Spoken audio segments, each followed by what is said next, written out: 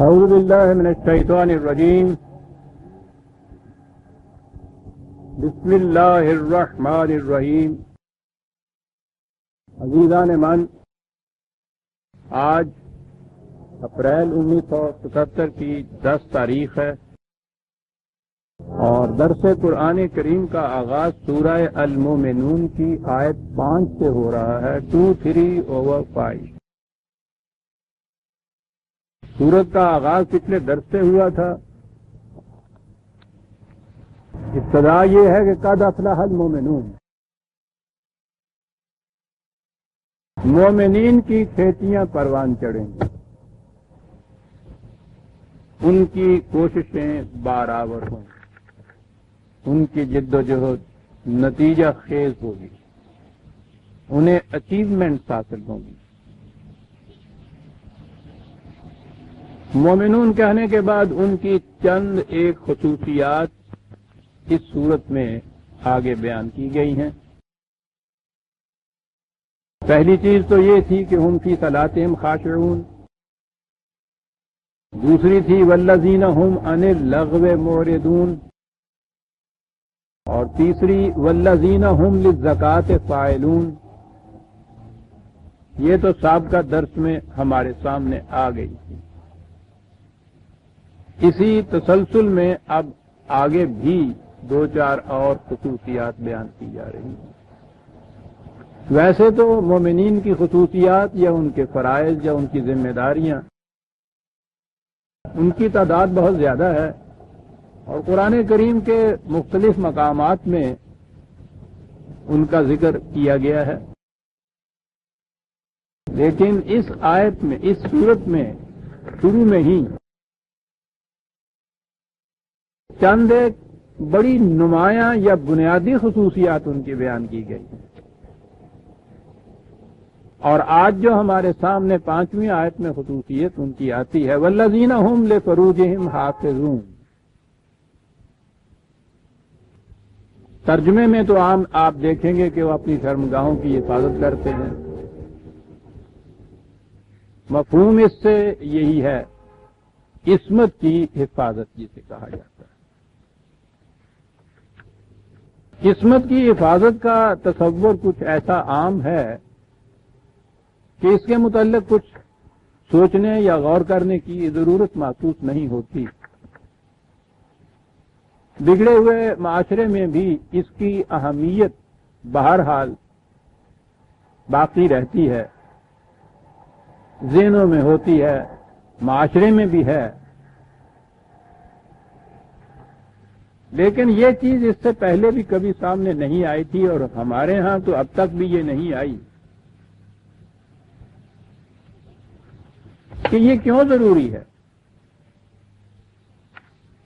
اور محتاط الفاظ میں ہی گفتگو کروں گا، میری بیٹیاں اور بہنیں بھی ہوتی ہیں ساتھ۔ جیسا کہ میں نے عرض کیا کہ عصمت کی حفاظت، اس کی اہمیت تو ہمارے ذہنوں میں ہے اور یہ بڑا ہی نازک اور ٹچی مقام ہے۔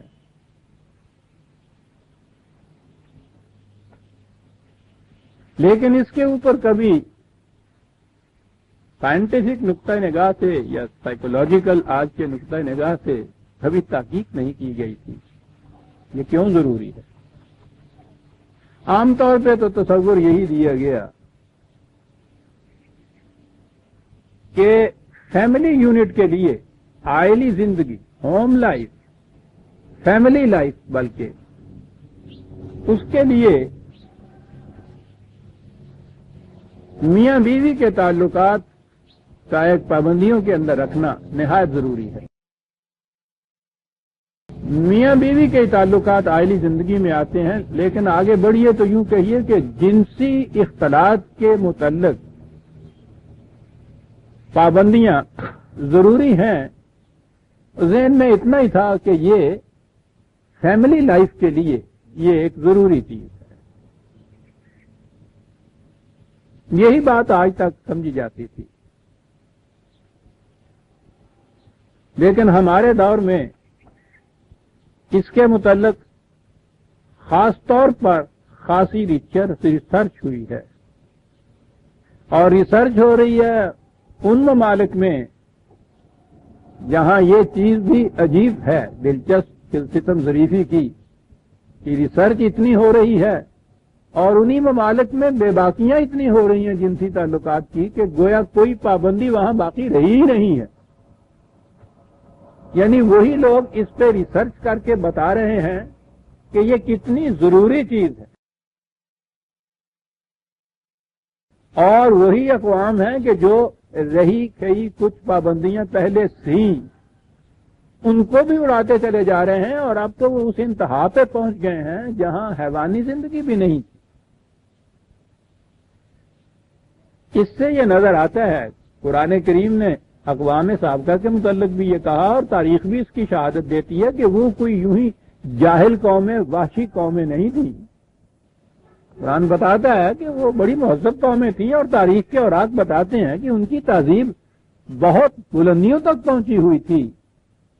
لیکن اس کے باوجود ہم دیکھتے ہیں کہ ان کے ہاں اس قسم کی خرابیاں پیدا ہو گئیں جو ہمارے ذہن میں آتا ہے کہ ایک مہذب قوم، ایک ایسی قوم جو اپنے دوسرے معاملات میں اس قدر علم و بصیرت سے کام لیتی تھی، ان کے ہاں اس قسم کی یہ خرابیاں کیوں پیدا ہوئیں؟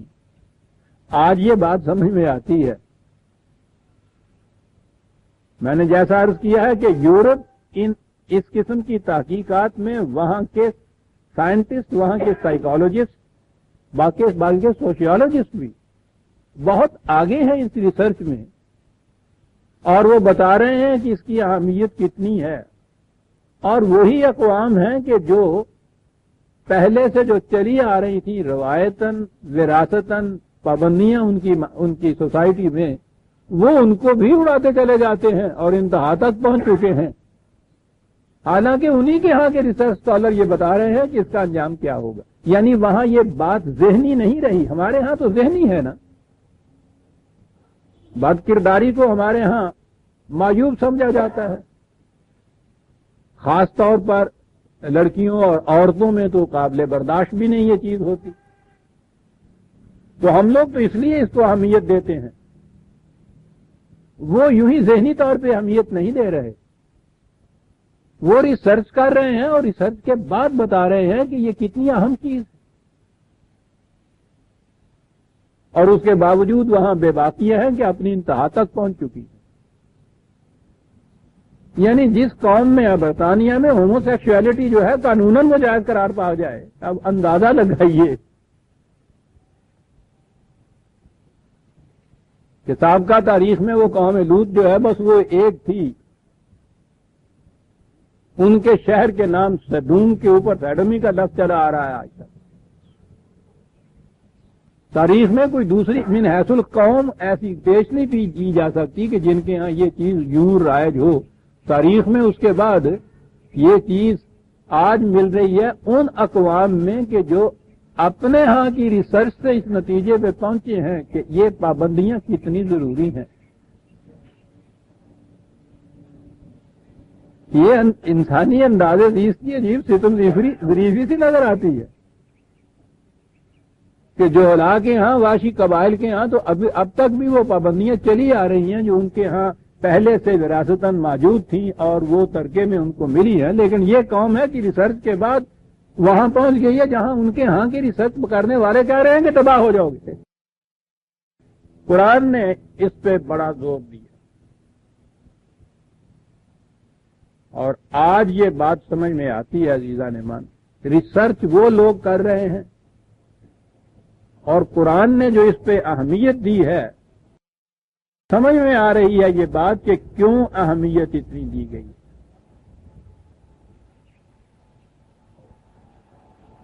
ہر مقام پہ اس کی اہمیت قرآن نے واضح کی ہے. لِفُرُوجِهِمْ حَافِظُونَ. اور پھر سب سے بڑی بات یہ کہ جیسا میں نے ابھی عرض کیا ہے، ہمارے ہاں اس کی اہمیت تو ہے، لیکن اہمیت ہمارے ہاں عورتوں اور لڑکیوں کے معاملے میں ہی ہے، مردوں کے معاملے میں ایسی اہمیت نہیں.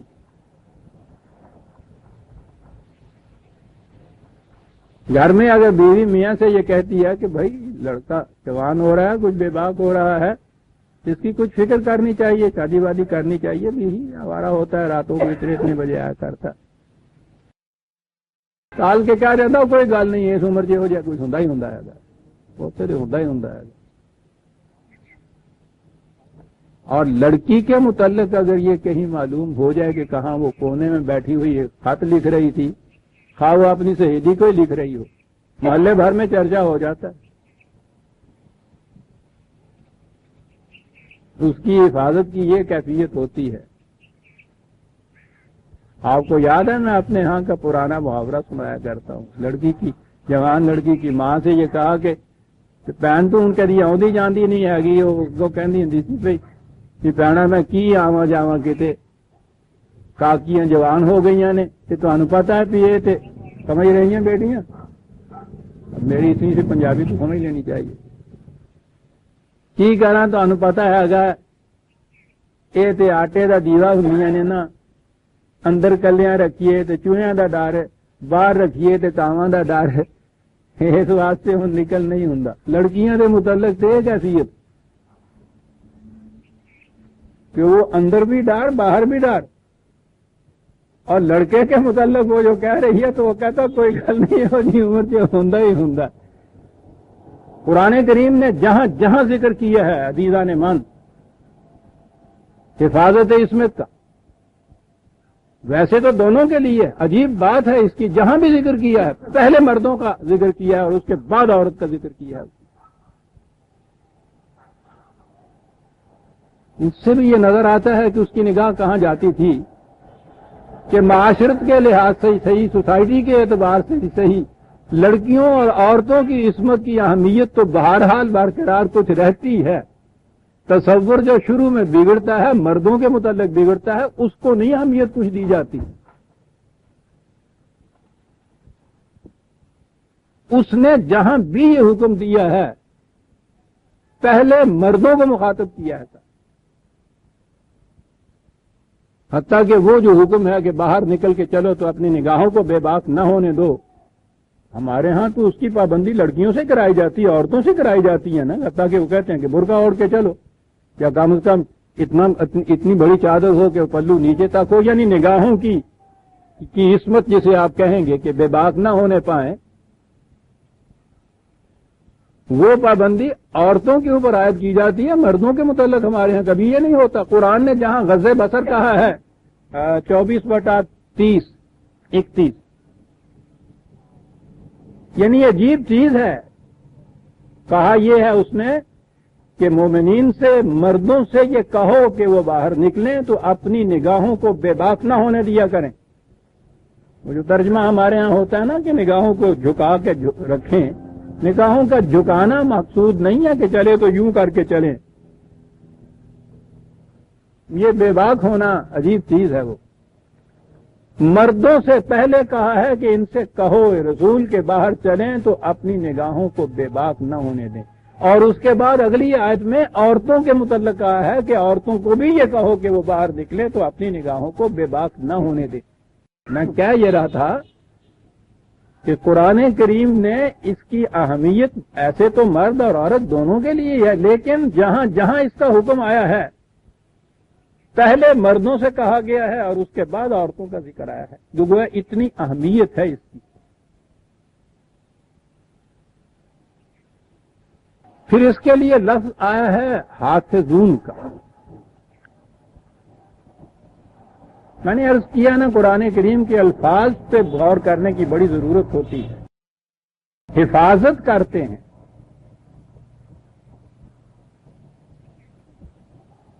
ایک لفظ حفاظت اس کے لیے آیا ہے اور دوسرا لفظ اس کے لیے احسان آیا ہے سواد کے ساتھ، محسنین اور محسنات اور محسنات۔ حفاظت کے معنی کسی چیز کو پرزرو کرنے کے ہوتے ہیں، ایسے محفوظ کرنا کہ وہ پرزرو رہے۔ احسان کے معنی بھی کسی چیز کو ایسا محفوظ کرنا، پرزرو کرنا ہے جیسے قلعے کے اندر فوج ہوتی ہے، قلعہ بند ہو جانے والی بات۔ اتنی شدت کی حفاظت اس کے لیے قرآن کہتا ہے۔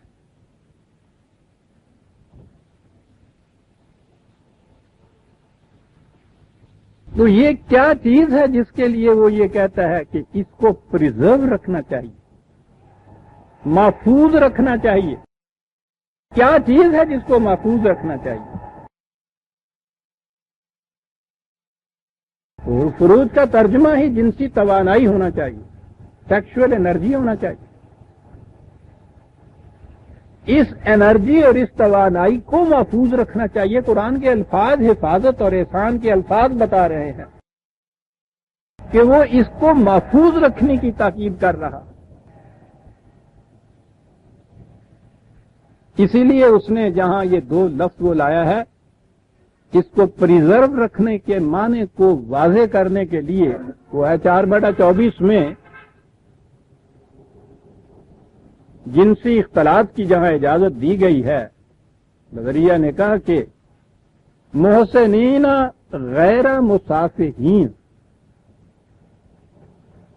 مومن وہ ہیں کہ جو پریزرو رکھتے ہیں، اس توانائی کو محفوظ رکھتے ہیں۔ تو پہلا لفظ تو وہی ہے محسنین، وہی احسان جو میں نے ابھی کہا ہے، محفوظ رکھنے والے، کرا بند رکھنے والے، اور غیر مصافحین یعنی وہ، اور مصافحین کے معنی ہوتا ہے یوں ہی بہا دینا کسی چیز، اس کے معنی ہی اس کو پریزرو رکھنے کے۔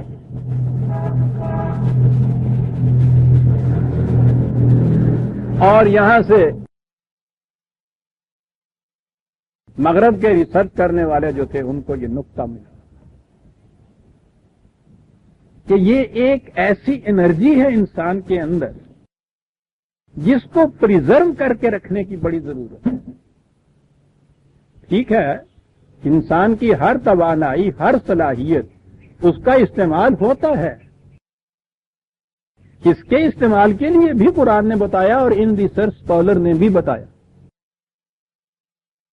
لیکن تاکید کی ہے اس کو پریزرو رکھنے کی، محفوظ رکھنے کی،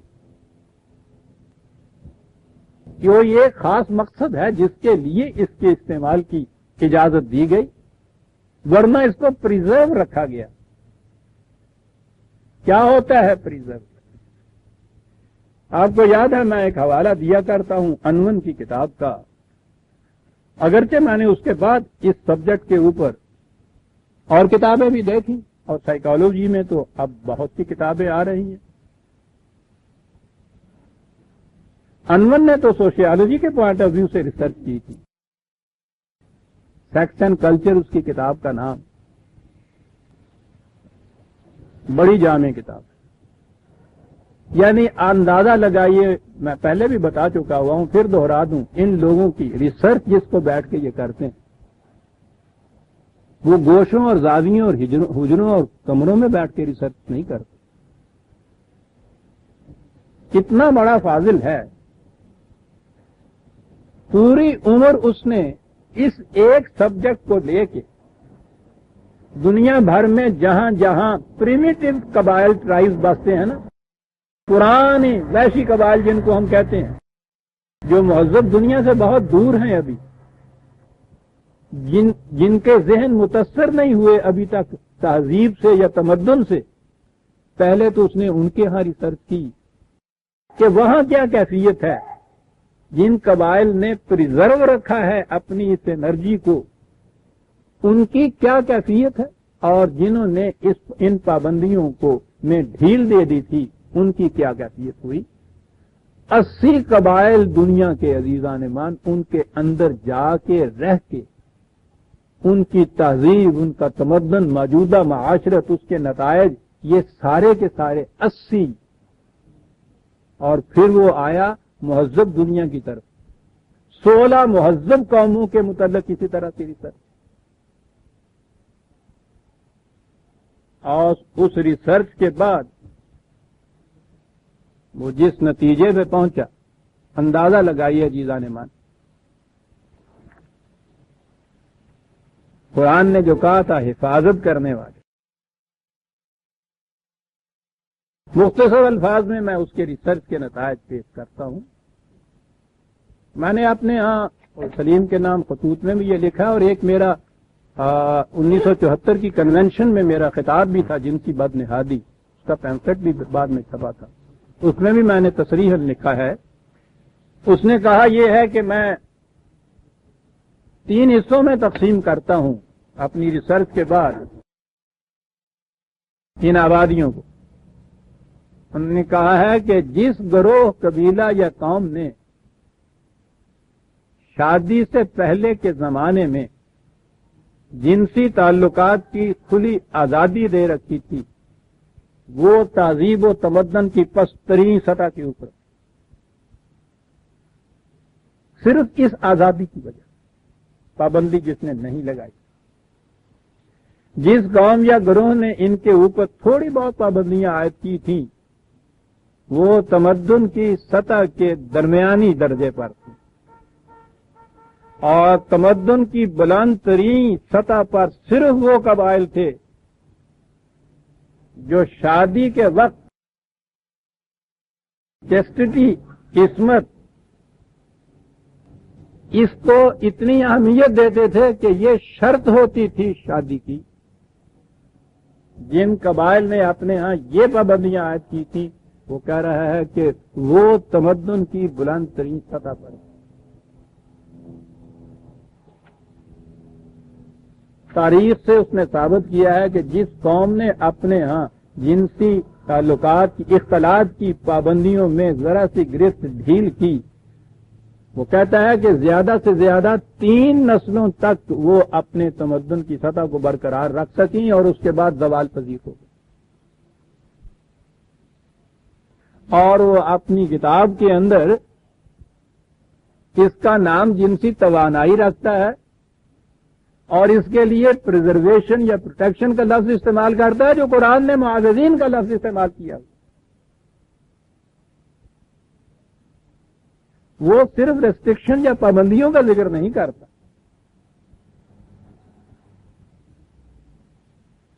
वो इसको जिन्हों साम के रखने वाली गाल कहने है ना, वो ये कहता है तय इंसानों ने कभी गौर नहीं किया कि कितनी बुनियादी चीज है उनकी कौमी तहफ़्फ़ुज़ के लिए, उनकी तहज़ीब व तमद्दुन की बका के लिए, उनकी अरूज के लिए कितनी अहम है ये जिनसी तवानाई जिसे कहते हैं। इसको तो बहुत संभाल के रखने की जरूरत है। हमारे इस दौर में ये तो सोशियोलॉजी के पॉइंट ऑफ व्यू से हुआ ना कि तहजीब और तमद्दुन और कल्चर, ये इस पर क्या असर पड़ता है। साइकोलॉजी ने हमारे यहां रिसर्च की और फ्राइड का नाम तो इसमें बहुत आगे।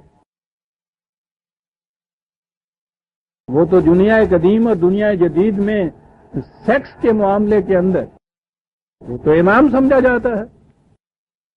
अगरचे हर पानियर की तरह उसके नतायज में बाद में कुछ गलतियां और खामियां भी पाई गई, लेकिन रिसर्च तो उसने सारी उम्र बड़ी की। अनवन ने यह लिखा था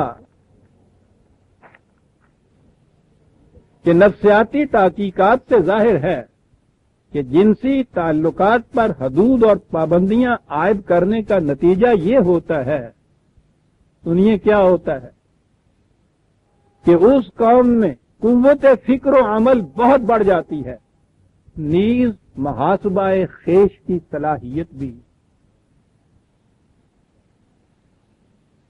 इस तवानाई को प्रिजर्व करने से, इसकी हिफाजत करने से फिक्र व अमल की कुव्वतें कौम में बढ़ जाती हैं और मुहासबाए खेश की कुव्वतें, सेल्फ क्रिटिसिज्म, अपना मुहासबा आप करने की सलाहियत। गौर कीजिए, कभी हम जो इतनी अहमियत देते चले आ रहे हैं वो तो इसलिए है कि माशरे में हमारे यहाँ ये एक तसव्वुर है कि साहब बड़ी जरूरी चीज है। कभी हमने ये भी सोचा था कि इसका ये नतीजा भी होता है। और इसी बुनियादों के ऊपर फ्राइड ने यह लिखा था कि हमारा अकीदा यह है कि इंसानी तहजीब की इमारत उस्तवार ही इस तरह होती है कि लोगों ने अपने जज्बात की तस्कीन में ईसार और कुर्बानी से काम लिया اور یہ عمارت دن بدن اوپر اٹھتی گئی، کیونکہ ہر فرد اپنے جذبات کو انسانیت کے مشترکہ مفاد کی خاطر قربان کرتا رہتا ہے۔ ان جذبات میں جنسی جذبات کو خاص اہمیت حاصل ہے۔ جب ان پر کچھ پابندیاں عائد کر دی جائیں تو یہ اپنا رخ دوسری طرف منتقل کر لیتے ہیں، جسے سبلیمیشن کہتے ہیں۔ پست مقصد کی بجائے بلند مقصد کے لیے استعمال کرنا توانائی، یہ سائیکالوجی کی اصطلاح میں سبلیمیشن کہلاتا ہے۔ وہ کہتا ہے کہ یہ جو اس کے لیے حصول لذت ہے بڑی پست ہے، بڑا پست مقصد ہے، اس سے ہٹ کے اگر اس کو پریزرو رکھ دیا جائے تو اس کا نتیجہ یہ ہوتا ہے کہ یہ بڑے بلند مقاصد کے حاصل کرنے کے لیے کام میں لائی جاتی ہے توانائی، اور اس طرح افراد کی فالتو توانائی جنسی گوشوں کی طرف سے ہٹ کر ان گوشوں کی طرف منتقل ہو جاتی ہے جو تمدنی طور پر بہت زیادہ قیمتی ہوتے ہیں۔ قرآن کے 2 لفظ سنتے چلے جائیے نا کہ وہ اپنی جنسی توانائی کی حفاظت کرتے ہیں، پرزرو رکھتے ہیں، محفوظ رکھتے ہیں۔ انون کی کتاب کے آخری الفاظ ہیں، اگر کوئی معاشرہ چاہتا ہے کہ اس کی تخلیقی توانائیاں، کریٹو انرجیز، بڑی چیز ہے جو یہ کہے، یہ کریٹیوٹی جو ہے، تخلیق کی توانائی، یہی تو شرف انسانیت ہے۔ حیوان کسی چیز کی تخلیق نہیں کر سکتا، تولید جسے آپ کہتے ہیں وہ پروکریشن ہوتی ہے، جنسی اختلاط سے اسی قسم کا اور آگے ایک بچہ پیدا کر دینا، اسی قسم کا، جس میں آگے قدم نہیں بڑھتا، کوئی نئی چیز وجود میں نہیں آتی۔ تخلیق یہ ہوتی ہے کہ وہ جو گیون میٹیریل ہو، جو سامان موجود ہو، اس سے ایک نئی چیز پیدا کرنا، یہ کریشن کہلاتا ہے۔ کریشن تو خدا کے لیے مخصوص، لیکن قرآن کریم میں تو اس میں انسانوں کو بھی شامل کیا ہے۔ خدا کو اس نے احسن الخالقین کہا ہے کہ تخلیق میں وہ دوسرے خالقوں کے مقابلے میں حسین تری تخلیق کرنے والا ہے، تو وہ دوسرے خالقوں کے وجود کو تسلیم کرتا ہے، اور یہ انسان ہے صرف۔ یہ کریشن یا تخلیق کی جو صلاحیت ہے، یہ صرف انسان کو دی گئی ہے، اوپر خدا کو حاصل ہے، نیچے انسان کو حاصل ہے۔ اور جو قوم تخلیق نہیں کرتی یا تخلیق کی صلاحیتیں نہیں ہوتی اس میں، وہ انسانی سطح پہ نہیں ہوتی، حیوانی سطح پہ ہوتی ہے، پروکریشن تو اس میں ہوتی، تولید تو اس میں ہوتی ہے، یہ حیوانی سطح کی چیز ہے۔ اسی لیے خدا نے اپنے متعلق کہا لم یلد ولم یولد، تولید کی بات نہیں خدا کے ہاں، وہ خالق ہے۔ انسانی زندگی چونکہ بہت سا حصہ حیوانی زندگی کا اس میں شامل ہے، تولید تو حیوانی زندگی کا جو فریضہ ہے اس کی آئے گی ہے، انسانی سطح کے اوپر تو تخلیق یا کریشن ہوگی۔ اسی لیے اقبال کہتا ہے کہ ہر کے عورا قوت تخلیق نے نزد ما جز کافر و زندیق نے،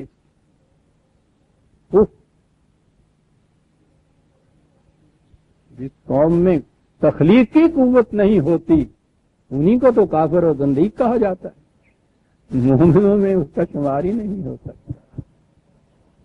یہ شخص کہتا ہے کہ اگر کوئی معاشرہ چاہتا ہے کہ اس کی تخلیقی توانائیاں مدت مدید تک بلکہ ابدالآباد تک قائم اور آگے بڑھتی رہیں، تو اس کے لیے ضروری ہوگا کہ وہ پہلے اپنی تخلیق نو کرے، اپنی تخلیق نو کیا کرے؟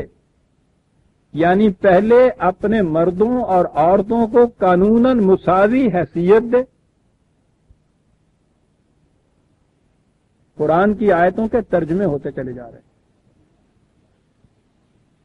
اور پھر اپنے معاشی اور معاشرتی نظام میں اس قسم کی تبدیلیاں کرے جن سے معاشرے میں جنسی اختلاط کے مواقع ایک مدت مدید تک بلکہ ہمیشہ ہمیشہ کے لیے کم از کم حد تک محدود رہیں۔ اس طرح اس معاشرے کا رخ ثقافتی اور تمدنی ارتقاء کی طرف مڑ جائے گا۔ اس کی روایات شاندار ماضی اور درخشندہ مستقبل کی حامل ہوں گی۔ وہ تمدن و تہذیب کے اس بلند مقام تک پہنچ جائے گا جس تک آج تک کوئی نہیں پہنچ سکا، اور انسان کی توانائیاں اس کی ان روایات کو ایک ایسے انداز سے سیکل کرتی جائیں گی جو اس وقت ہمارے حیطۂ ادراک میں بھی نہیں آ سکتا۔ غور فرمایا عزیزان مان آپ نے کہ یہ مسئلہ جس کے متعلق ہم عام معظم محفلوں میں ذکر کرنا بھی کچھ معیوب سا ہی سمجھتے ہیں، کم از کم مضمون سمجھتے ہیں، اور اگر اس کی اہمیت ہے تو اتنی ہے کہ ہمارے معاشرے میں ابھی اس کی اہمیت قائم ہے۔ مردوں کی تو اہمیت عصمت کی ختم ہو گئی ہوئی ہے، کم از کم عورتوں کے معاملے کے اندر ہم اس کو ڈیمانڈ کرتے ہیں، اس کا مطالبہ کرتے ہیں۔ یہ اس سے زیادہ تو ہم نے کبھی نہیں سوچا اس کے متعلق کہ یہ ہے کیا بات۔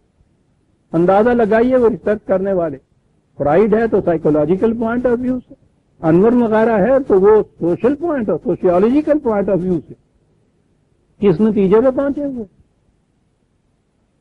کہ جنسی توانائیوں کو محفوظ رکھنا اور اس کے استعمال کے لیے ایسے حدود مقرر کرنا کہ جن میں ذرا سی بھی بے باقیاں نہ ہونے پائیں۔ وہ کہتا ہے وہ قوم تہذیب و تمدن کی ان بلندیوں تک پہنچ جاتی ہے، وہ کہتا ہے جس کا تصور بھی اس وقت ہمارا ادراک نہیں کرتا۔ اور اب اس بات پہ غور کیجئے کہ صدر اول کے اندر جو ہم چند دنوں کے اندر اندر دیکھتے ہیں کہ اس قوم مومنین نے کتنا انقلاب برپا کر دیا تھا دنیا کے اندر، وہ کیا کس بات کا نتیجہ تھا؟ یعنی حضرت عمر رضی اللہ عنہ کے زمانے تک مملکت کی جو وسعت تھی اس زمانے کے اعتبار سے ان کی آبادی اتنی تھی جتنی آج یورپ کی آبادی ہے سارے۔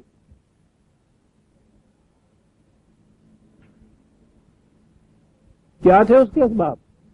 یہ جو خصوصیات قرآن بتا رہا ہے مومنین کی، یہ خصوصیات تھی نا جو ان کے اندر پیدا ہوئی تھی، اور ان میں یہ خصوصیت کبریٰ موجود ہے کہ انہوں نے اپنی جنسی توانائیوں کو محفوظ رکھا۔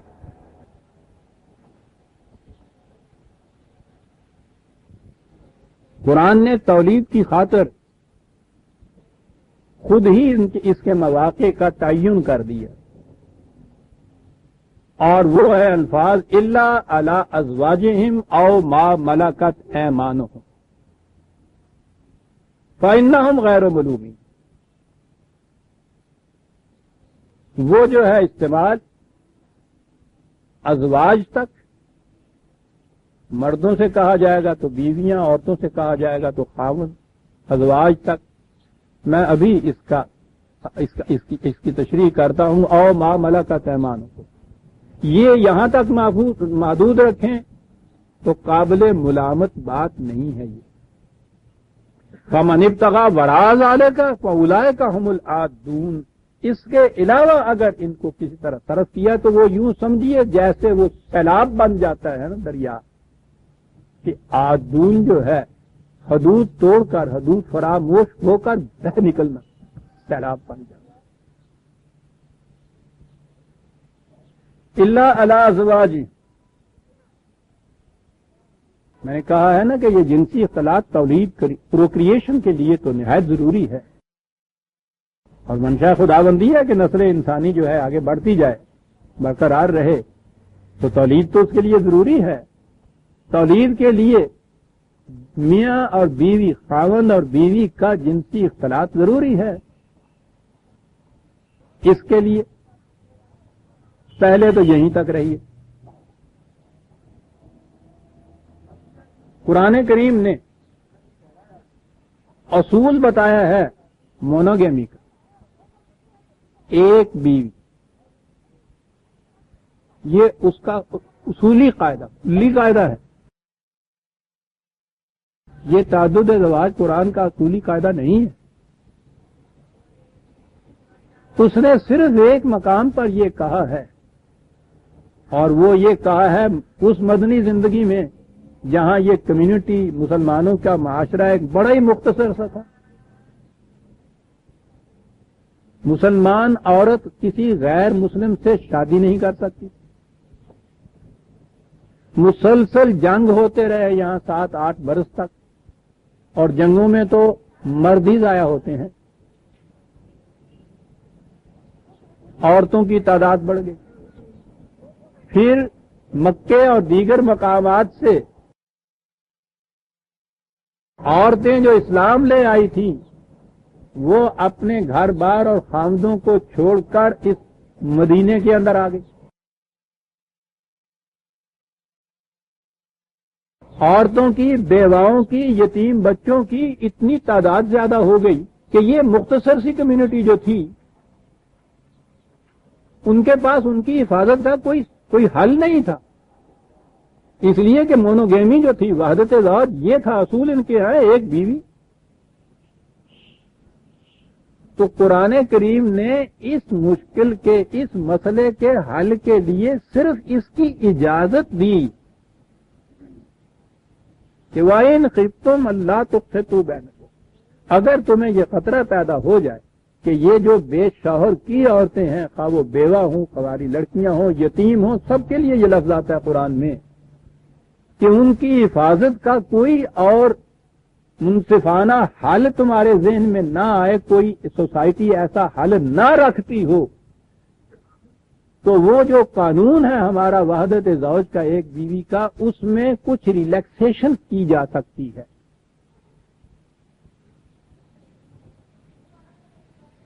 باہمی رضامندی سے عورتوں کی، یہ جو پہلے بیویاں ہیں ان کی، مردوں کی، اس مسئلے کے حل کے لیے اجازت صرف دی جا سکتی ہے ایک سے زیادہ بیوی۔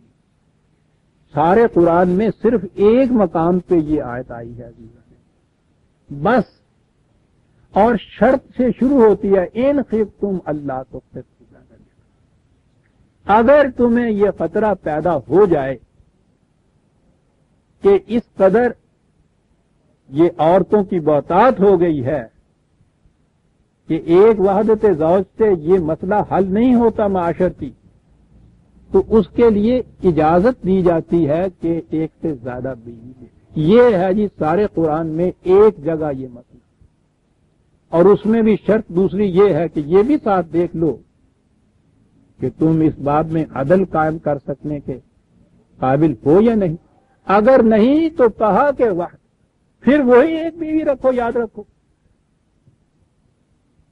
ریلیکسیشن اس صورت میں بھی نہیں ہے۔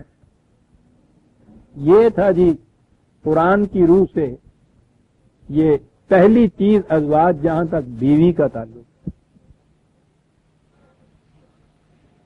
اب ہم آگے آ جاتے ہیں اپنے معاشرے کی طرف، جس کی سند پھر شریعت سے ملنے لگ گئی کہ 4 بیویاں تو کھلے بندوں ہو گئی، اور پھر جس بیوی کو جس وقت کوئی مرد چاہے، خاوند چاہے، بغیر کوئی وجہ بتائے ہوئے نیلام کرنے والے کی طرح 1 2 3 کہے، اسے طلاق ہو، وہ ہو گئی ختم، اب رہ گئی 3، چوتھی اور لے۔ بریفو نے لکھا ہے ایک کتاب اس کی، وہ تو میکنگ ہیومینٹی، تو کیا کتاب ہے، ایک اس نے اور کتاب لکھی ہے دی مدر، اہم بڑی کتاب ہے، اس میں وہ یہ عورتوں کے مسائل کو لیتا ہے، اس میں وہ کہتا ہے کہ آپ دیکھو کہ یہ جو اس قسم کی مصنوعی پابندیاں ہوتی ہیں اس کا فائدہ کیسے اٹھایا جاتا ہے۔ وہ نے بڑی ریسرچ کی، اس نے کہا کہ میں نے ایک کرد کو دیکھا، وہ مسلمان تھا، ایک وقت میں 4 بیویاں اس کی ہوتی تھیں، 40 بیویاں تک تو وہ کر چکا تھا اس دوران میں۔ یہاں بھی تحقیق نہیں کبھی کی گئی ہو تو پتہ چلے۔ تو چار مستقلاً اور ان کی تبدیلیوں کی یہ کیفیت. غور کیجیے قرآن کہتا تھا کہ جنسی توانائی کی حفاظت کرتے. یہ تو یہ رہی تھا. اچھا جی یہیں تک یہیں تک کہاں آگے اور ما ملکت ایمانہم. نزول قرآن کے وقت عربوں کے ہاں کے معاشرے میں جیسا کہ اس زمانے میں دیگر اقوام میں بھی یہ بات عام تھی، عربوں کے ہاں کے معاشرے میں بھی غلام اور لونڈیاں موجود تھیں. جنگ میں گرفتار ہونے والے قیدی مردوں کو غلام بنا لیتے تھے، عورتوں کو لونڈیاں بنا لیتے تھے. پھر ان کی فروخت بھی ہوتی تھی، یعنی کسی دوسرے ملک کے اندر بنائی گئی لونڈیاں وہ آتی تھیں، وہ نیلام ہوتی تھی، ان کو خرید لیا جاتا تھا. یہ عربی معاشرے میں اس زمانے میں یہ ایک مسلم چیز تھی. جب اسلام آیا آپ غور کیجئے کہ گھروں کے اندر یہ لونڈیاں موجود ہیں، باہر غلام بھی موجود ہیں. قرآن کریم نے پہلے تو یہ حکم دے دیا کہ جنگ کے قیدیوں کو غلام اور لونڈیاں بنایا ہی نہیں جا سکتا، انہیں تو چھوڑنا ہوگا. خاص دشمن کی قوم کے ساتھ معاہدہ کر کے تبادلے میں رینسم لے کر زر فدیہ لے کر. اگر یہ صورت ممکن نہ ہو تو قرآن کہتا ہے منن، یہ انسان ہیں، انسانیت کی بنیادوں پر احسان رکھ کے ان کو چھوڑ دو. جنگ کے قیدیوں کے متعلق یہی ایک آیت ہے قرآن میں. ان کو چھوڑنا ہے، جب تک رکھنا ہے مہمان بنا کے رکھو، اور اس کے بعد دشمن کی قوم کے ساتھ معاملہ کرو. معاملے میں یہاں تک کہ آج جا سکتا ہے ذہن کہ ٹھیک ہے یا تو تبادلہ کرو اپنے قیدیوں کا، ورنہ ان سے اس کے لیے ذرا فدیہ لو ان سے. قرآن آگے ایک قدم اٹھاتا ہے، وہ کہتا ہے کہ یہ چیز تو قابل برداشت ہی نہیں کہ تم انسانوں کو کسی طرح سے محبوس کر کے بند کر کے یوں رکھ دو. اگر یہ صورت پیدا نہیں ہوتی ہے منن، احسانن چھوڑ دو.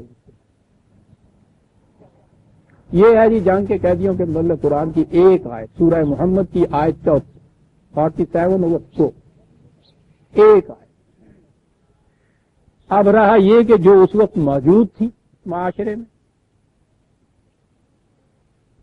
تو ان کو تو اوور نائٹ تو نکالا ہی نہیں جا سکتا تھا. معاشرے کے اندر یہ نظم و نسق اور معاشی تربیت جو تھی وہ توازن بگڑ جاتا. بڑی خاصی تعداد میں یہ تھی، ان کو باہر نکال کے بھیجا کہاں جاتا. قرآن کریم تو محض جذباتی کتاب تو نہیں، وہ تو فیکٹس کو فیس کرتی ہے، ریالٹیز کا حل بتاتی ہے. اس نے کہا کہ یہ ایک حقیقت ہے جو اس وقت تمہارے ہاں موجود ہے. اب اس کے بعد اس نے کہا کہ پہلی چیز تو یہ ہے کہ جنہیں تم نے لونڈیاں بنا کے رکھا ہے ان کو بیویوں کا سٹیٹس دو. پہلے بہت فرق تھا بیوی اور لونڈی. لونڈی تو بیوی ہوتی نہیں، وہ تو جنسی خواہش کی تسکین کا ایک ذریعہ سمجھی جاتی. پہلی چیز تو یہ. اب اس کے بعد آپ قرآن کریم میں دیکھیے بار بار حکم ہوتا ہے غلاموں کو آزاد کرو، غلاموں کو آزاد کرو، غلاموں کو آزاد کرو. تو ذرا ذرا سی بھی جو کہیں لغزش یا سہو ہو جاتا ہے نا کسی میں کہ وہ اتنی جھوٹی قسم تم نے کھا لی یا توڑ دیا، اس کا فدیہ کیا ہے؟ غلام آزاد کرو. آزاد کرنے کے ساتھ وہ جو کہتے ہیں نا مکاتبت، جسے اب بعد میں کہا گیا کہ غلام اگر محنت کر کے اتنے پیسے لا دے مالک کو تو پھر وہ آزاد کرے. قرآن نے یہ کہا ہے کہ ان کو آزاد کرتے وقت اتنا کچھ ان کو دو کہ یہ اپنا آزاد ذریعہ معاش قائم کر سکیں. ہر چھوٹے سے چھوٹے صاحب اور لفظ کے لیے تحریر و رقبت قرآن میں آپ دیکھیں. یہ صدقات وغیرہ ان کے لیے یہ کہا کہ فک رقبہ کے لیے بھی ایک مد رکھو غلاموں کو آزاد کرنے کے لیے. اور جامع طور پہ تو عزیزان من دو لفظ ہیں اس آیت کے. پوچھئے کہ دنیا کے کسی مہذب سے مہذب قانون میں بھی یہ بات بتائی گئی؟ دین کے متعلق اس نے کہا کہ یاد رکھو دین آپ جائیں گے تو آپ دیکھیں گے کہ اس میں زور لگے گا آپ کا. قرآن نے کہا کہ دین کے متعلق یہ پوچھتے ہیں کیا ہے فما، وہ کہا کہ یہ عقبہ ہے، یہ پہاڑ کی گھاٹی پہ چڑھنے کا نام ہے. وما ادراک مل عقبہ، یہ پہاڑ کی گھاٹی کہہ دیا ہم نے، کیا ہے؟ سنیے عزیزان من، یہ جو اس میں ایثار اور قربانی اور محنت اور مشقت اور اپنے اوپر پابندی، یہ ساری چیزیں جو کہنی تھیں ابتدا کس چیز سے کہی کی؟ میں نے کہا ہے نا کہ معاشرے میں یہ غلام اور نونیاں موجود ہیں. غلام وہ ہے کہ جس کی محنت کا معاوضہ آپ کو کچھ نہیں دینا پڑتا، یعنی وہ ساری عمر آپ کا کام کرتا رہے گا، آپ اس کا کچھ معاوضہ اسے نہیں دیں گے. آپ سوچئے کہ یہ کتنی موج کی بات ہے کہ ایسا، اور وہ کہیں بھاگ نہیں سکتا، کہیں جا نہیں سکتا، اپنے آپ کو چھڑا نہیں سکتا، اور معاوضہ کوئی دینا نہیں پڑتا. روٹی کپڑا جس قسم کا آپ بھی چاہے اسے دے، حیوانوں سے بدتر اسے کام لیں. غلاموں کی یہ حیثیت. ادھر گھروں کے اندر آپ نے کہے جن کی خواہشات کی تسکین کے لیے لونیاں رکھی ہوئی، ان کو بھی کچھ دینا نہیں پڑتا، کوئی حق ہی نہیں ان کا بیویوں جاتا، سوال ہی نہیں. سنیے کہ پہلی مد اس میں کیا گنائی گئی ہے دین کی، کہ یہ محض خالی نفل پڑھ لینے کا نام نہیں ہے. دین ایک گھاٹی ہے، مشقت طلب ہے، قربانیاں چاہتی ہے. پہلی چیز کیا ہے؟ فک و رقبتن. پہلی چیز تو یہ ہے غلاموں کو ذرا آزاد کرو نا. دین کا پہلا قدم عزیزان من قرآن یہ بتا رہا ہے. فک رقبہ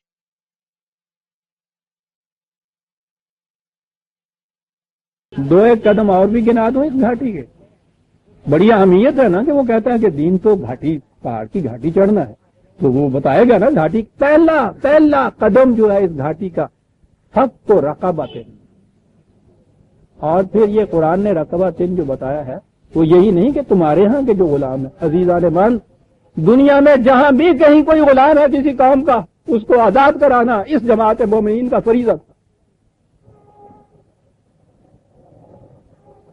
نے فک و رقبتن کہا ہے.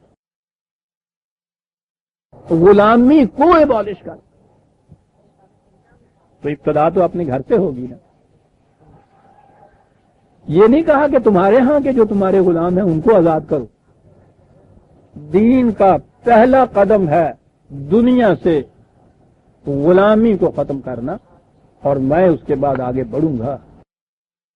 کہ غلامی کی وہی ایک نوعیت جو اس زمانے میں تھی وہی نہیں رہی.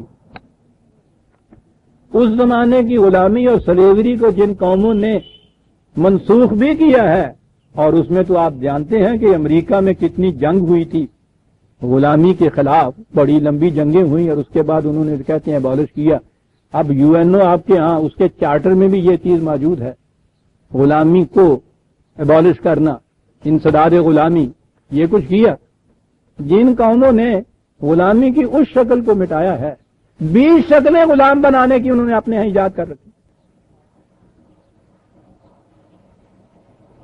اس غلامی سے بدتر غلامی.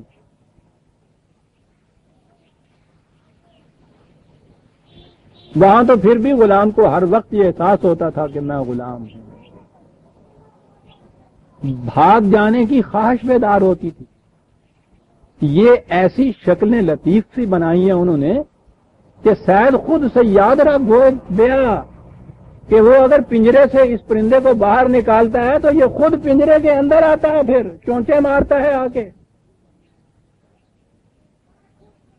کوئی نہیں پکڑتا تو آوازیں دیتا ہے کہ میں یہاں بیٹھا ہوں، اندھے نظر نہیں آتا، پکڑ مجھے.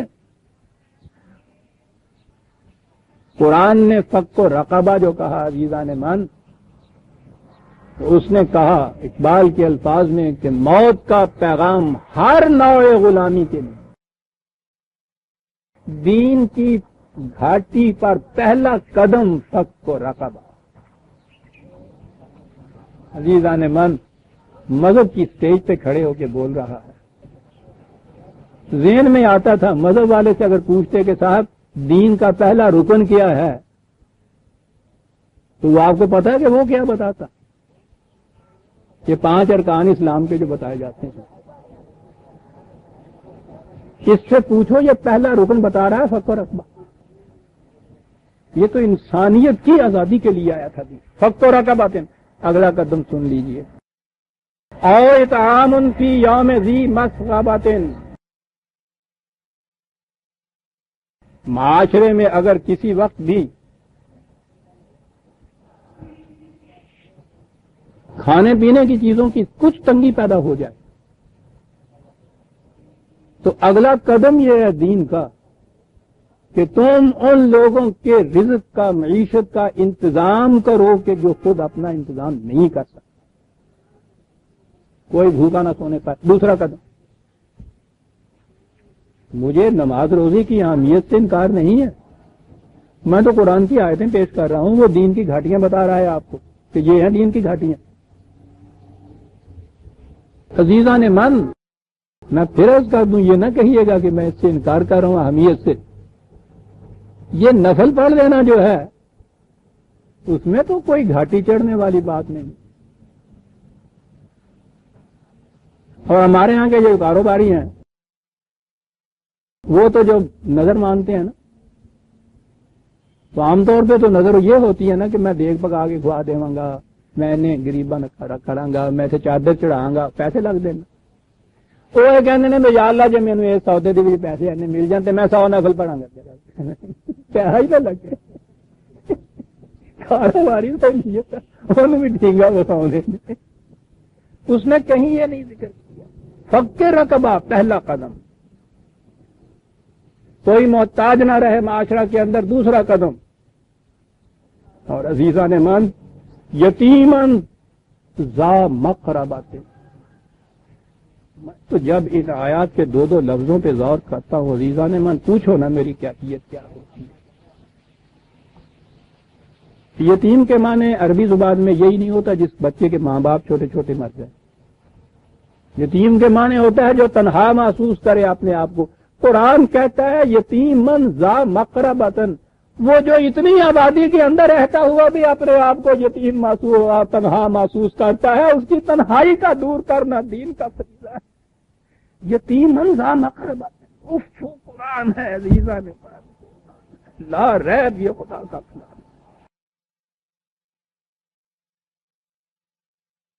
اس کی مثالیں تو کہیں باہر جا کے ڈھونڈنے کی ضرورت نہیں عزیزان. معاشرہ تو اتنا وسیع، کیا ہم میں سے ہر ایک اپنے آپ کو یہاں تنہا محسوس نہیں کرتا؟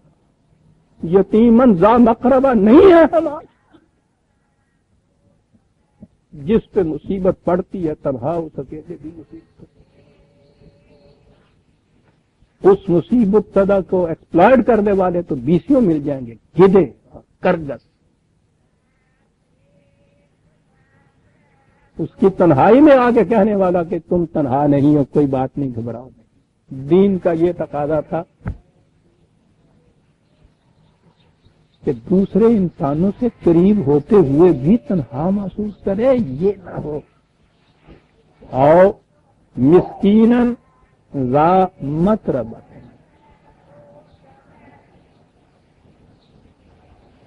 ایسا شخص جو دن بھر دھول اور مٹی کے اندر بیچارہ لپٹا رہے، اتنی محنت اور مشقت کرے کہ سر تو پیڑا تک شام تک مٹی اور مٹی ہو جائے اور اس کے باوجود مسکین رہے. قرآن ورک پرووائڈ کرنا جو ہے یہی نہیں بتاتا دین کا تقاضا. کام تو ہر ایک کو کرنا ہوگا، تقسیم عمل ہے یہاں. وہ اس کا سامان زیست پرووائڈ کرنا کہتا ہے. ذا مطرب دو لفظ ہے، یتیمن ذا مقرب مسکینن ذا مطرب. وہی مسکین نہیں جو معذور ہے، کام کاج کرنے کے قابل نہیں ہے، بیچارہ چارپائی میں پڑا رہتا ہے. وہ جو صبح سے شام تک، یعنی ذا مطرب ان کا میں سمجھتا ہوں ترجمہ ہی نہیں ہوتا. سر تو پیرا تکر مٹی، اور مٹی کسی مزدور میں دیکھو صحیح شام کے قریب حالت کی ہوئی ہوتی ہے. ذا مطرب اور اس کے باوجود جو کچھ اس کو دیا جاتا ہے اس میں وہ مسکین کا مسکین رہتا ہے.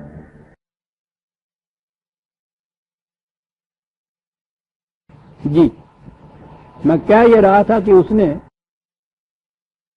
دین کے گھاٹی کا پہلا قدم فق و رقبہ بتایا، غلاموں کو آزاد کر. سارے قرآن میں جیسا میں نے کہا ہے، جہاں جہاں آپ دیکھیں گے وہ کہتا ہے سب سے بڑی نیکی یہ ہے. وہ جو ہے لیس البر ان تقوموا بالوجہ، نیکی یہ نہیں ہے کہ تم نے مشرق کی طرف منہ. یہ آیتیں تھیں جی، ہاں میں بھول گیا، یہ ان کی ریفرنسز 90/13 14 15 90، یہ چاروں آئے تھے، وہ اس کی مشہور آئے. نیکی یہی نہیں ہے. لیس البر ان تولوا وجوہکم قبل المشرق والمغرب، یہ نیکی نہیں ہے کہ منہ مشرق کی طرف کریں یا مغرب کی طرف کریں. ہمارے ساری شریعت جو ہے وہ یہیں سمٹ کے آ گئی. نیکی یہ ہے کہ مال کی کشش اور محبت کے باوجود اسے انسانیت کی بہبود کے لیے خرچ کرے. میں اس تفصیل میں نہیں جا رہا، اس میں کہہ رہا ہوں کس کس کام کے لیے خرچ کرے. پھر رقاب کے لیے خرچ کرے. جہاں بھی کہیں کوئی غلام محکوم، اس کو غلامی سے آزاد کرنے کے لیے خرچ کرے. یہ ہے نیکی. آپ سوچئے کہ جو قرآن یہ بات کہے گا کہ تمہارے ہاں جتنے غلام ہیں سب سے پہلے تو ان کو آزاد کرو بتدریج، تاکہ معاشرے کا توازن نہ بگڑے. آئندہ کے لیے اسی وقت اس نے دروازہ بند کر دیا کہ غلام تو بنایا ہی کوئی نہیں جا سکتا. جو ہیں ان کو رفتہ رفتہ بتدریج آزاد کرتے جاؤ، اور دنیا میں جہاں کہیں غلامی ہے اس کو ایبالش کرنا تمہارا فریضہ ہو گیا. جو قرآن یہ کہے وہ اس کے ساتھ یہ کہے گا کہ تم جنگ میں پکڑی ہوئی عورتوں کو لونڈیاں بنا لیا کرو، غلام بنایا کرو. یعنی کیا یہ کرو کہ ایک طرف ان کو غلام بنا کے لایا کرو، پھر قرآن کے یہ جو احکام ہیں ثواب لوٹنے کے، غلاموں کو آزاد کرنے کے، پھر ان کو آزاد کیا کرو. اتنے میں کوئی اور جنگ چھیڑ لیا کرو، پھر وہاں سے لے آیا کرو. اندازہ لگائیے. اور آپ کے ہاں عزیزان من یہ ایسی باتیں شریعت کی جن پہ سب متفق ہو. عجیب بات ہے کہ جس چیز کے اوپر یہ سب متفق ہوتے ہیں، ہمارے مولانا اسلم جرات پوری علیہ الرحمہ نے فرمایا تھا کہ تاریخ میں آپ دیکھیے کہ جب بھی یہ مختلف فرقوں کے لوگ متفق ہوں گے تو باطل میں متفق ہوں گے. اس پہ متفق ہیں کہ جنگ کی عورتوں کو غلام اور مردوں کو غلام اور عورتوں کو لونڈیاں بنایا جاتا. وہ مردوں والی بات تو بہت دبے ہوئی ہے زبان سے کہتے ہیں، وہ لونڈیوں کی بات بہت اچھل اچھل کے کہتے ہیں. پوری تفسیر مودودی صاحب کی تشریحاً بھری پڑی ہے. جنگ میں گرفتار شدہ عورتوں کو لونڈیاں بنایا جائے، سپاہیوں میں تقسیم کیا جائے، ان کے ساتھ نکاح کی ضرورت بھی نہیں، ان کی تعداد بھی متعین نہیں. بیویوں کی تو پھر بھی متعین کر لی نا، 4 بیویاں، تعداد بھی متعین نہیں. کہا ہے انہیں وہ سپاہی، میری بچیاں اور بیٹیاں معاف کریں میں کیا کروں، انہیں وہ اپنے استعمال میں لائیں گے. انسان کے لیے یہ الفاظ بتا رہے ہیں کہ ان کی نگاہ میں کیا قدر ہے عورت. یہ اسے کموڈٹی سمجھتے ہیں. اور جب جیو ہر جائے تو کسی دوسرے کو تحفتاً بھی دے سکتا ہے اور فروخت بھی کر سکتا ہے. آج یہ تفسیر لکھی جا رہی ہے جس کے ترجمے دنیا میں دوسری زبانوں میں ہو. وہ تو پرائی بات.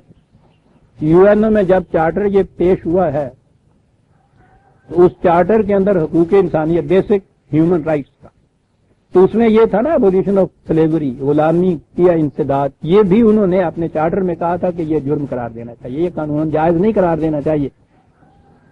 یو این او کی اس میٹنگ محفل میں جہاں یہ چارٹر ڈسکس ہو رہا تھا، نام نہیں لینا چاہتا، آپ کے مسلمانوں کے ایک ممتاز ترین بادشاہ کے نمائندے نے وہاں کہا تھا کہ ہم اس چارٹر پہ دستخط نہیں کر سکتے کیونکہ یہ ہمارے مذہب کے خلاف جاتا ہے. دنیا بھر کے کفار اس کے اوپر دستخط کر رہے تھے، اسلام کا نمائندہ وہاں یہ کہہ رہا تھا. یہ الگ بات ہے کہ زمانے کے تقاضوں نے پھر ان کو بھی مجبور کر دیا اپنے ہاں یہ کرنے کا. اور پرانی بات اور یو این او میں کہاں جائیے، یہ آپ کے سامنے آپ کی سینٹرل پارلیمنٹ اسمبلی موجود ہے. 1973 کے فروری کے سیشن میں جب یہ آئین ڈسکس ہو رہا تھا آپ کا، تو اس میں بھی ایک شک ہے نا غلامی کا انسداد. اس میں آپ کی جمیعت العلماء کے ایک رکن مولوی نعمت اللہ صاحب نے وہاں کھڑے ہو کے یہ تقریر کی تھی کہ یہ اگر آپ لوگ دھاندلی سے پاس کرنا ہی چاہتے ہیں اس قسم کا، تو کم از کم اتنی اجازت دے دی جائے کہ ایک لانڈی تو رکھ سکے. اسمبلی میں آپ کے ہاں تقریر موجود ہے، یہ کل کی بات ہے عزیزان من، وہ تفسیر میں آپ کے ہاں لکھا جا رہا ہے، یہ آپ کے ہاں علماء کی طرف سے ڈیمانڈ ہو رہی ہے. عوام والا کا پیمانہ، حالانکہ عربی زبان کا مبتدی بھی جانتا ہے کہ ملا کا پیمانہ ہوں، اس کا ترجمہ ہوتا ہے نا کہ جس کے دائیں ہاتھ مالک ہو جائے، یہ عربی کا ایک محاورہ ہے. جہاں جہاں قرآن میں یہ لفظ آیا عزیزہ نعمان ملاکت کا، یہ پاسٹ ٹینس میں آیا ہے، ماضی کے سیغے میں آیا ہے کہ جو پہلے سے ان کے ہاں کوئی غلام اور لونیاں بن چکے ہوں، یہ ان کے متعلق ہے جو کہا جا رہا ہے. ہر جگہ یہ کہا گیا. وہ آئندہ کے لیے تو اس نے ایک آیت میں کہہ دیا کہ تم بنا ہی نہیں سکتے. اب ان کے ہاں جنہیں کہا گیا تھا والذین ھم لفروجہم حافظون، کہ مومن کی خصوصیت یہ ہے کہ یہ قوم اپنی جنسی توانائیوں کو پریزرو رکھے گی تاکہ یہ دنیا میں تمدن و تہذیب کے دعا بلند تک پہنچ جائیں. اس قوم کی جسے یہ کہا گیا تھا اس کی کیفیت یہ ہے کہ جی ٹھیک ہے عصمت کی عبادت ہم کرتے ہیں صاحب، لیکن قرآن نے چونکہ کہہ دیا اللہ علی ازواجہم او ما ملکت ہے، تو بیویوں کے اوپر، اور بیویوں کا وہ میں نے عرض کیا کہ حد و شماری نہیں، اور لونیاں پوری کی پوری. اب آپ کے ہاں کی تاریخ میں پھر یہ ثابت کرتے ہیں یہ جن سلاطین کو جن کو خلفاء کہتے ہیں بعد میں خلفاء عباسیہ وغیرہ، ان میں سے بھی جنہیں پیش کیا جاتا ہے کہ وہ بڑے رشید تھے، ہارون رشید اور مامون رشید وغیرہ، ان میں سے ایک ایک کے مال میں 3-3 ہزار لونیاں.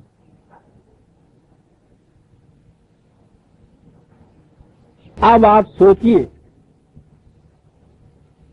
کہ جنسی توانائی کی حفاظت کرنے کی تاکید جس قوم سے کہی گئی تھی، اس قوم کی کیفیت یہ ہے کہ وہ ان چیزوں کو شریعت کی روح سے اپنے ہاں جائز اور حلال اور طیب قرار دے رہے ہیں. تو اس سے جنسی توانائی محفوظ رہے گی. پھر ایک دفعہ انون ہی کے الفاظ میں آ جائیں گے، اور یہاں آ کے تو پوچھو نہیں کہ خود اس کا کلیجہ بھی کتنا چل گیا ہے. تو کہتا ہے جس قوم کی کیفیت یہ ہو کہ وہ عملاً جنسی توانائی کو محفوظ نہ رکھے، سنیے وہ کیا کہتا ہے کہ اس قوم کی کیفیت کیا ہو جاتی ہے. اس قوم میں علم و بصیرت تو ہوتی ہے، لیکن وہ اپنے معاملات کو طے کرنے کے لیے کبھی علم و بصیرت سے کام نہیں لیتے۔ یہ شدید ترین جذبہ ہوتا ہے جن سے جب اس کو اعصاب پہ سوار کر لیا جائے اقبال کے الفاظ میں، اس کے بعد ساری قوم ہی جذبات ہو جاتی ہے۔ یہ اس قدر جذباتی قوم ہو گئی ہوئی ہے آپ کے ہاں مسلمان کی قوم۔ ہر طرف آپ دیکھتے ہیں کہ شعلے کی طرح مار رہا، کسی کے قریب جائیے وہ شاٹ مارتا ہے، اور پھر ان کو بھڑکانے والے وہ شعلہ افزا تقریریں جو آپ کے یہاں کی ہے، سب سے بڑا لیڈر وہ ہوتا ہے جو سب سے زیادہ مشتعل کرنے والی تقریر کر سکتا ہو، وہ اسی قوم پہلے ہی اس قدر بالکل گرمیوں کے زمانے کا سوکھا ہوا سا ایندھن، اور اس پہ پیٹرول لگا کے ذرا سی ایک سرائی دکھانے کی ضرورت ہوتی ہے نا، پھر جو کچھ وہ قوم کرتی ہے وہ کہتا ہے علم و بصیرت تو ہوتی ہے کہ یہ خصوصیت انسانوں کی، لیکن وہ اپنے معاملات کے طے کرنے میں کبھی علم و بصیرت سے کام نہیں لیتی۔ وہ واقعات کے اسباب و علل یعنی کازز کے متعلق کبھی تحقیق نہیں کرتی۔ جو کچھ ہوتا چلا آ رہا ہے آنکھیں بند کر کے اسی کے اوپر چلتی جاتی۔ توہم پرستی ان کے ہاں مذہب بن جاتی۔ ہر معاملے میں یہ وہ کہہ رہا ہے، ابتدان وہ دم درود تعویذ گنڈے دھاگے ان کی طرف آ جاتی ہے، اور جب ان کو یہ تعویذ دینے والے مر جاتے ہیں تو ان کی قبروں پہ جا کے اپنے معاملات کا حل تلاش کرتی ہے۔ عزیزان سوچیے یہ کون لکھ رہا ہے؟ دنیا بھر کے تمام قبائل مہذب اور غیر مہذب کی زندگیوں کا ذاتی مطالعہ تحقیق کرنے کے بعد وہ کہتا ہے کہ یہ کیفیت ہوتی ہے اس قوم کی۔ وہ کہتا ہے کہ اس قسم کے معتقدات، یہ وہ لکھتا ہے اکابر پرستی، قبر پرستی، تعویذ پرستی، وہ الفاظ لکھتا ہے کہ یہ چیز پھر اس قوم میں نسلاً بعد نسل متوارث چلے آتے ہیں، زمانے کا امتداد ان پر کسی طرح اثر انداز نہیں ہوتا۔ ہوئی لاکھ دنیا ادھر کی ادھر ہے، وہی سنگے دار ہے، وہی اپنا سر ہے۔ وہ کہتا زمانہ کہیں سے کہیں چلے جائے، وہ اسی اپنی روش کوہن پہ چلتی چلی جاتی ہے۔ اس معاشرے میں کیا بات ہے عزیزان من، کوئی قرآنی مومن نہیں لکھ رہا ہے، ان کی اصطلاح میں ایک کافر لکھ رہا ہے کہ اس معاشرے میں انسان پیدا ہوتے ہیں، اپنی خواہشات کو پورا کرتے ہیں اور مر جاتے ہیں، اور جب ان کی لاشوں کو تہہ خاک دبا دیا جاتا ہے تو وہ نسین منسیہ ہو جاتے ہیں، اسی طرح جیسے ایک حیوان نسین منسیہ ہو جاتا ہے۔ سوچتے ہیں یہ لوگ جنہوں نے تحقیق کی ہے جنسی توانائی کے پریزرو کرنے کی اہمیت ان کے یہاں کیسے نظر آتی ہے، اور اس کو اگر بہا دیا جائے قرآن کے الفاظ میں تو اس کا نتیجہ کیا نکلتا ہے؟ آپ کے ہاں تو کبھی تحقیق کی ضرورت ہی نہیں سمجھی جاتی، لیکن اگر ہو بھی تو کبھی اس طرف تو کوئی آپ کے ہاں توجہ ہی نہیں دے گا کہ یہ جو قوم اتنی زیادہ جذباتی ہو گئی ہے اس کا ایک بنیادی سبب کیا ہے؟ یہ جنسی توانائیوں کا ضائع کرنا جو ہے، اور جسے انہوں نے اپنے فریب خیش سے اپنے آپ کو فریب میں رکھ کے کہہ دیا ہے کہ شریعت اس کی اجازت دیتی ہے، اس کا فطری نتیجہ یہ ہے، یہ جو کچھ کہتا ہے کہ قوم یکسر جذباتی ہو جاتی ہے، وہ کسی معاملے کو ریشنلی سوچتی سمجھتی نہ اس کا حل دریافت کرتی، یا تو وہ اشتعال میں آ کے قانون شکنی پہ اترتی ہے، اور اگر وہ پیسو ہوتی ہے تو گنڈے طویل قبر پرستی اکابر پرستی اس کے اوپر چلتی ہے۔ اب اس کے بعد آپ عزیزان من سوچئے قرآن نے کیا کہا کہ کون ہے وہ قوم جسے ہم نے مومن کہا ہے، جن کے اعمال، جن کے کام، جن کی جدوجہد، جن کی کوششیں نتیجہ خیز ہو سکتی ہیں، ثمر بار ہو سکتی ہیں، جن کی کھیتیاں پروان چڑھ سکتی ہیں، وہ کہ جو اپنی جنسی توانائی کو پرزرو رکھتے ہیں اور انہیں صرف صرف کرتے ہیں وہ جو تولید کا مقصد ہے اس مقصد کے لیے. اس زمانے کی جماعت مومنین کو مخاطب کیا. معاشرے میں چونکہ اس زمانے میں ابھی غلام اور لونیاں موجود تھے ان کا ذکر اس انداز سے کیا اور ہر مقام پہ یہ کہا کہ ان کو تو رفتہ رفتہ آزاد کرتے چلے جانا. ازواج کے متعلق وحدت زوج قانوناً بنیادی طور پہ یہ ایک معصوم کو لے کیا کلیہ استثناء رکھی کہ ایسے حالات پیدا ہو جائیں. اس میں بھی ہر فرد کو اس کی اجازت نہیں ہے. معاشرہ بیٹھ کے یہ فیصلہ کرے گا کہ حالات ایسے پیدا ہو گئے ہیں کہ جہاں کہیں بھی اس کی گنجائش ہو سکتی ہے کسی ایک عورت کو پروٹیکشن دے دی جائے گا. وہاں پروٹیکشن دینے کا سوال ہے. یہاں یہ عام چیز آپ کے ہاں ہوگی. اور قرآن نے جو کہا کہ جو اس کے علاوہ کوئی شکل اختیار کرے انہی کا نام کیوں نہ جائز اور شریعت کے قانون رکھ لے اور وہ ضائع کرتا چلا جائے اس توانائی کو. اولئک هم العادون. عادون نے ساری بات کہہ دی کہ یہ قوم سرکش ہو جائے گی, بے باک ہو جائے گی, یہ قوم حدود فراموش ہو جائے گی, یہ کناروں کو توڑ دے گی, ان کا دریا دریا نہیں رہے گا, سیلاب بن جائے گا اس قوم. عزیزان مان, جنسی توانائی کی حفاظت یہ قرآن کا لفظ آ گیا ہے. اس کی اہمیت آج کے دور کے سائنٹسٹ, سوشیولوجسٹ یا سائیکالوجسٹ کی جو تحقیقات ہیں ان سے جا کے پوچھیے کہ قرآن کیا کیا گیا تھا. یہ حافظون اور محسنین جو قرآن نے کہا ہے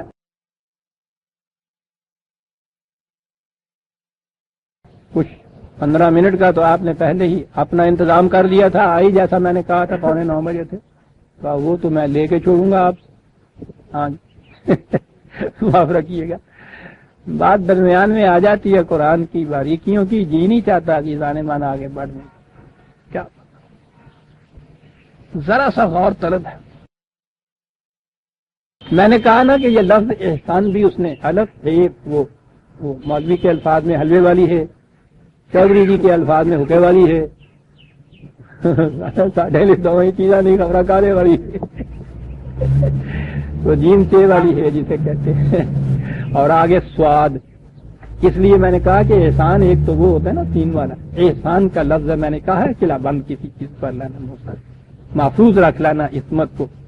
اس کے لیے لفظ ہے محسنین اور عورتوں کے لیے ہے محسنات سواد کے زیر کے ساتھ, اور ایک ہے محسنات سواد کے زبر کے ساتھ.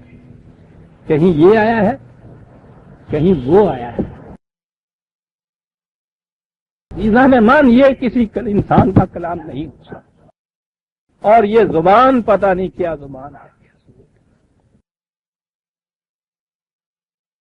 یہ عام طور پہ ان کے ہاں محسنہ جو ہے اس کے معنی ہے حفاظت کرنے والی, اور محسنہ سواد کے اوپر جو ظفر ہے اس کے معنی ہے جس کی عصمت کی حفاظت کی گئی ہو. یہ لوگ محسنہ جو تھا شادی شدہ عورت باعصمت جو ہے اس کے لیے بولتے تھے. محسنہ جو ہے یہ جو غیر شادی شدہ ان میرڈ کنواری ہوتی تھی اس کے لیے بولتے تھے. ایک زیر زبر نے عزیزان من پوچھو نہیں کیا بات بقا دی ہے. غیر شادی شدہ لڑکی کہا وہ اپنی حفاظت آپ کرتی ہے عصمت کی. جب وہ شادی شدہ ہو جاتی ہے تو اس کی شادی جو ہے وہ اس کی حفاظت کر دیتی ہے, محسنہ ہو جاتی ہے, وہ حفاظت کی گئی. بات یوں سمجھ میں آپ کے آئے گی. اپنے ہاں کی ہمارے ہاں کی لڑکیاں جن کے ہاں ابھی عصمت کا یہ تصور ہے, آپ دیکھیں گے کہ ان میرڈ جو ہیں غیر شادی شدہ لڑکیاں وہ تنہا کبھی مارکیٹ تک نہیں جاتی. خواہ اتنے سے آپ کے چھوٹے بھائی کو بچے کو ساتھ کیوں نہ لے جائیں, کبھی تنہا نہیں جاتی. اسی لڑکی کی شادی کر دیجئے اور شادی کے بعد اس کے اندر خود اتنی جرت پیدا ہو جاتی ہے کہ وہ تنہا چلی جاتی.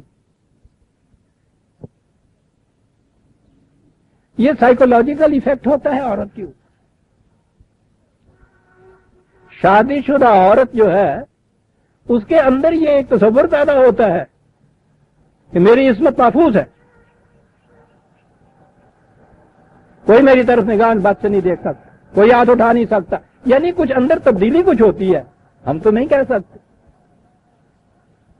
مردوں کے ساڈے احساس ہی نہیں ہو سکتا کہ محفوظ سے غیر محفوظ ہوں کی ہے, یہ تو سارے لٹیرے ہو.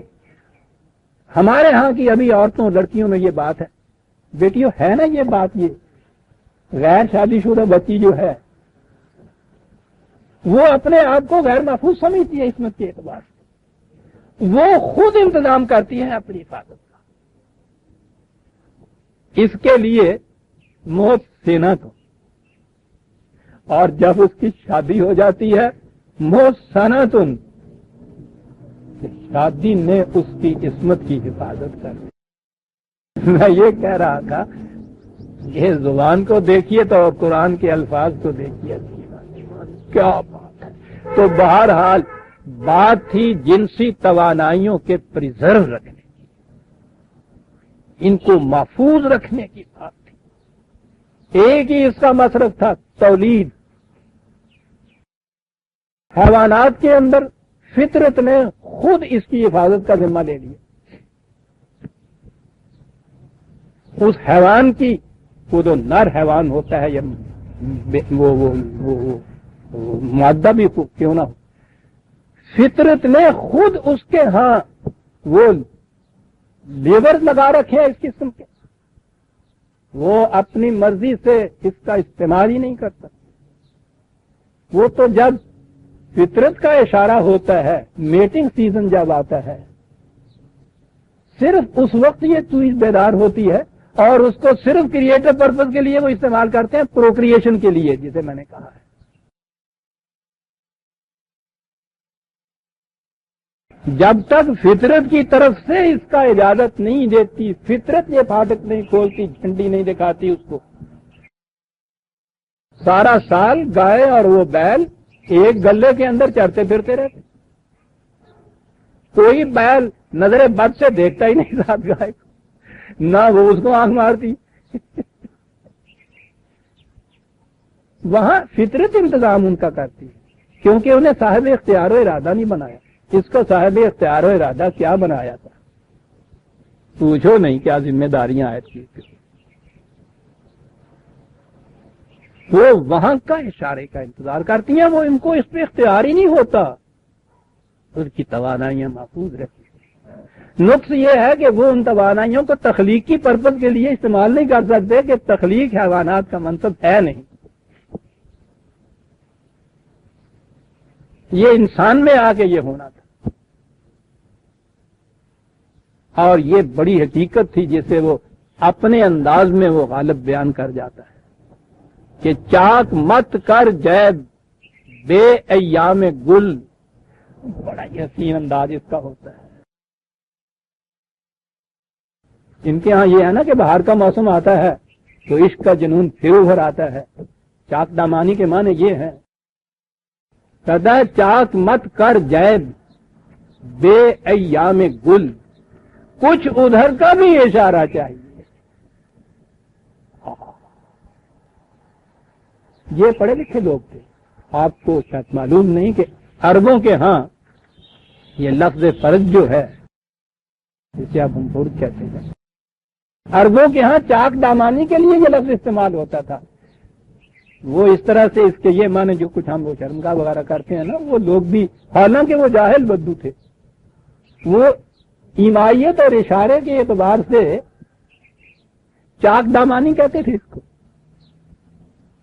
وہیں سے اس نے یہ لیا ہے, چاک مت کر جائے بے ایام گل, کچھ ادھر کا بھی اشارہ چاہیے.